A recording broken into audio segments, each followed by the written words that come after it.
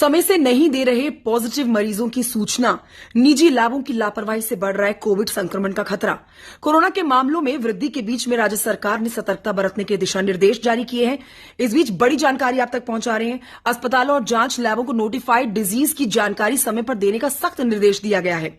इसके बावजूद भी कई निजी लैब इन निर्देशों का पालन नहीं कर रहे हैं। बुधवार को राजधानी के एक निजी लैब से 2 लोगों में कोविड-19 की पुष्टि हुई, लेकिन प्रशासन को इसकी जानकारी नहीं दी गई।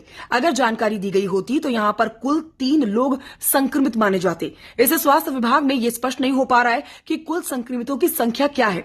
सिविल सर्जन ने बताया है कि सभी जांच लैबों और अस्पतालों को कोरोना की जांच के परिणामों की जानकारी तुरंत मेल के माध्यम से भेजनी चाहिए। यदि जानकारी नहीं दी जाती है तो संबंधित संस्थान पर कड़ी कार्रवाई की जा सकती है।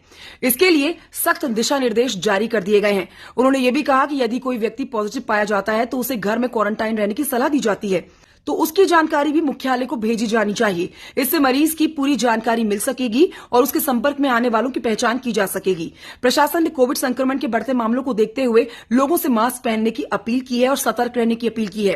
प्रशासन ने कहा है कि यदि आप भीड़भाड़ वाली जगह पर जा रहे हैं या आपकी नाक बह रही है, गले में खराश है, सिर दर्द है या बुखार जैसे लक्षण आप में है तो आप मास्क जरूर पहने।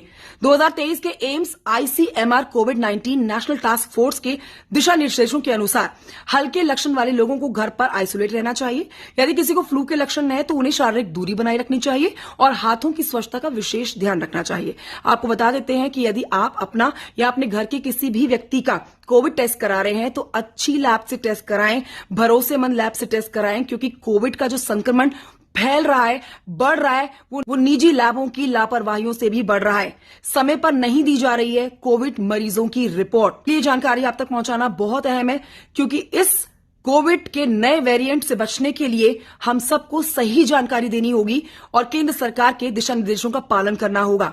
खबर बहुत महत्वपूर्ण है, इसे साझा करें।